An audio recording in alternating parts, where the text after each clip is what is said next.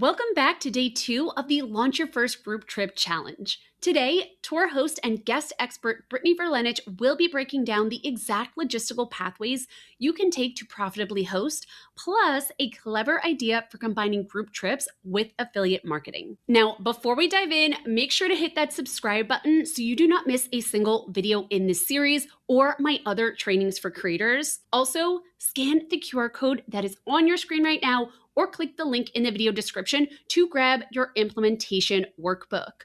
This workbook is your exact business plan blueprint for this challenge, and it's really going to help you take what you learn and actually put it into practice. Plus, you'll use this workbook to enter our challenge giveaway. We've got some great prizes. You will not want to miss it. So scan the QR code and you will get full details on that. On that note, let's dive into today's training with Brittany. If you're watching this video, you've probably already decided, or at least you're pretty sure, that you want to host a group trip, but now you need to figure out the how. And that's exactly what I'm going to help you do today in this video. We're going to help you pick your pathway because there is more than one way to host a group trip. I'm also going to share tips throughout the video as someone who has hosted and filled multiple group trips with these different pathways. And I'll share a little bit of my personal experience with each one just so you can learn from my mistakes and from my successes. And then I'm going to share the one thing that will make sure that you can fill your group trip, because that is a common question I get is, I'm interested in hosting a group trip. I have an audience or community, or maybe I don't have that yet and I know I need to grow it, but how can I make sure it's actually filled? Hi, by the way, my name is Brittany. I'm the founder of Travel Agent Haven. I've been a content creator myself and a travel blogger since 2018, which is wild to say. And I have hosted group trips in multiple ways, including as a travel agent, which is what I primarily do now. So I'm excited to share everything I've learned with you and help you choose your next steps. Okay, so there are a few different pathways that you can choose as a group trip host. We're going to dive deeply into each of these, and I'm also going to provide some examples of people who are doing an excellent job at this so you can go see what they're doing, not to copy, but so you can learn best practices. Pathway number 1 is the turnkey host. You've probably heard of companies like TrovaTrip, Tour Hero, Squad Trip before. These companies are growing in popularity for a reason, because many travel bloggers, content creators, and influencers have gone that route. While I personally haven't done one of these yet, I am working with TrovaTrip on a trip as of when I'm recording this, so stay tuned, because by the time you see this, maybe I'll have already gone. Pathway number 2 is to become a proper tour operator. Now, most people are actually already operating as tour operators, even if they haven't gone official yet. So a tour operator accepts the money, plans and books all the travel, and then they're often also facilitating the travel experience. So maybe they're actually there hosting or guiding. My undergraduate degree was actually in Parks and Recreation Management, and I fully expected that I would be working with a company that did this. Expedition companies, where you go whitewater rafting in the Grand Canyon or on a multi-day hike. Many of these companies operate on a tour operator model. You pay them. They're the ones that you meet and that guide you through the experience. They might even help you with gear rentals or selling the gear to you. They're the ones that handle all the permitting and the licenses for where you're going to go. So the nice thing about this is your audience, your community, they're going to know what a tour operator is. And I'll break down that one more in detail in a few minutes if that's the one you're most interested in. But I will say, quick pros and cons. You get a lot of flexibility as far as where you go and what you want the experience to look like. Some of the cons, though, are you have the most risk and liability. Whereas with companies like TrovaTrip, it's the opposite, right? You don't have as much risk or liability, but you also don't have as much control over where you go and what you do. Pathway number 3 is becoming a travel agent, which is one of the things I did. So actually, when I first started hosting group trips back in 2022, although I had a trip plan, my first trip plan for 2020 in March, you can guess what happened. So that's definitely an option too. And I'll get into why many people choose that option and then specifically what I did later on in this video. But I do think it's a good idea to explore all of these pathways and at least know your options so then you can make an informed decision. One of the big reasons why I chose being a travel agent is I felt like it's the best of both worlds. It's kind of like high ticket affiliate marketing. And in fact, it is that for certain vendors, which I'm going to go over, but I'll just give you a little preview now. Viator, Virgin Voyages, G Adventures, Carnival, all of these companies actually give you links as a travel agent. So you can literally use it like affiliate marketing, but you can book a group trip that way. So stay tuned for that. And then I also knew that I wanted to have some other income streams anyway. Like I wanted to combine it with itinerary planning. I was also offering some flight research in the beginning of my journey. I might actually start offering that again. It's kind of fun to help travelers find good flight deals and figure out how to pay for the flights using miles and points. So there's all kinds of stuff you can do. But for many travel bloggers, it definitely makes sense to add on the title of of tour operator or travel agent because your readers, your followers, your subscribers, they probably know what those things are,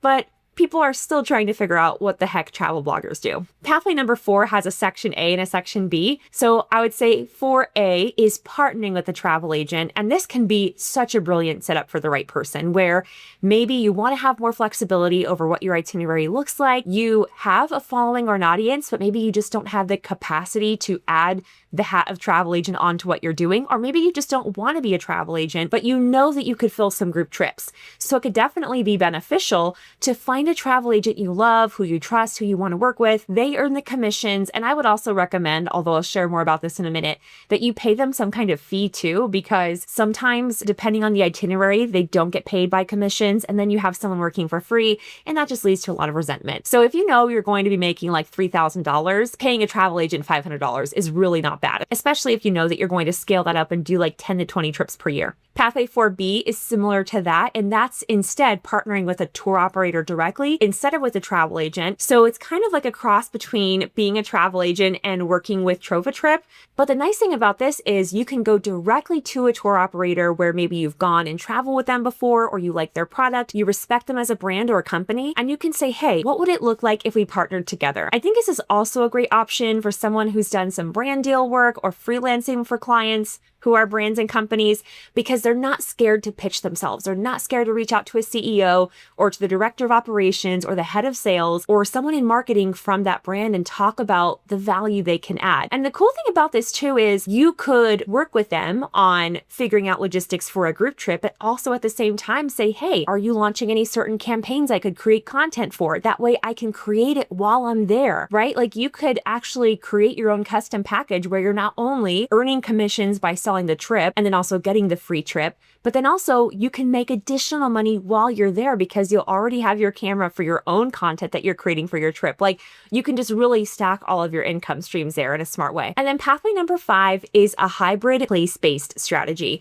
And by this, I mean that certain destinations just lend better to having a certain setup. Certain countries like Italy, Egypt, Bhutan, Thailand, Japan, you have to abide by their certain laws. And oftentimes they want to make sure that they're supporting local citizens, right? And it totally makes sense. So you need to make sure that you're either working with a tour operator who meets that requirements, or they have staff members who meet those requirements. And then some countries are a little more flexible. Tourism isn't as tightly controlled, right? So again, these are all things that you want to be thinking about. And depending on the pathway you choose, you won't need to know all of the specialist information as much. For example, if I'm a travel agent, I'm going to look at companies who already have everything set up, right? Like I am not going to be operating as a tour operator, at least anymore, in those countries because it's harder and it's more costly and it's more time consuming. And what I found is that I would have had to keep raising my prices as a tour operator to make it make sense for all the different places that I wanted to host group trips in. The first set of group trips that ended up launching were a Croatia sailing trip,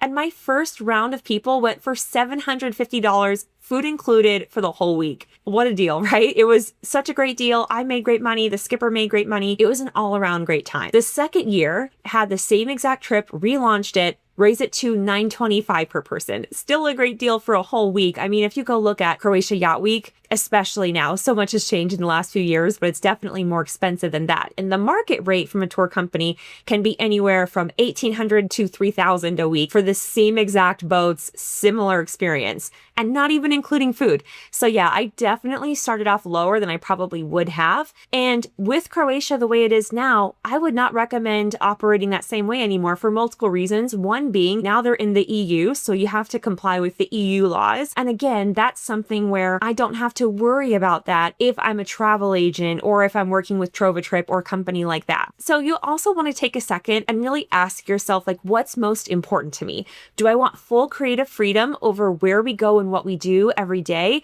Do I want to support small and local businesses, and therefore I am willing to take on the financial risk of paying these deposits? Because that's another thing too. If you're a tour operator, is I would have to pay between $5,000 to $7,000 a week to pay for these boat rentals before I knew they were going to fill up. Now, there are some things you can do to mitigate that risk. Like you can pre-sell a trip and collect deposits. So that way you're not, as a tour operator, you're not booking or paying for things before you know people are going to come. If you haven't already listened to my other videos in this series where I've talked about which another pro tip, always have a wait list of people who are interested in going on your trip, even if your trip is full, because someone could always back out, not pay their deposit, their payment plan fails, etc. In the next video, I'm going to show you examples of travel bloggers, content creators, and influencers who are taking each of these models and running with them and doing them so well at such a high level. And that way you can learn from them. Look at what they're doing. Go look at their websites. How do they have their registration pages set up? How are they growing their audiences, collecting emails? How are they actually selling their trips? Go and learn from them. Observe what people are doing. This is actually what I've done for years. We can go look at the models other people's have run and decide what we like, what we don't, and make it work for us, or make something completely new, or do a hybrid of what works for other people. No matter which model you pick though, or which pathway you choose, you do want to make sure that you know your unique differentiator.